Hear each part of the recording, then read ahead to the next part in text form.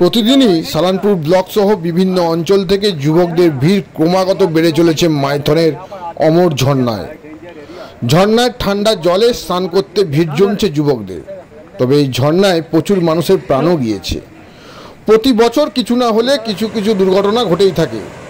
তাই ডিবিসি কর্তৃপক্ষ এবং কল্যাণেশ্বরী ফাঁড়ির পুলিশের বাঁশের বেড়া দিয়ে রাস্তা বন্ধ করা হয়েছে। তারপরেও কিছু যুবক মিলে সাইড থেকে রাস্তা তৈরি করে মরণ ফাঁদের অমর ঝর্ণায় চলে যাচ্ছে। তাছাড়াও যুবকদের সাবধান করতে পুলিশ তরফে প্রতিনিয়ত অভিযান চালানো হচ্ছে, কিন্তু তাতেও সাবধান হচ্ছে না কেউই। মঙ্গলবার দুপুরে পুলিশ গিয়ে স্নান করতে করতে কিছু যুবককে তাড়িয়ে দেয় এবং ঝর্ণার সামনে বসে দুই যুবককে মদ খাওয়ার জন্য আটকও করে।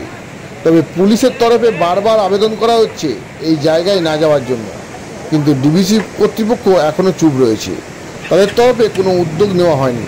তবে কি ডিবিসি কর্তৃপক্ষ কারোর প্রাণ যাওয়ার জন্য অপেক্ষা করছে?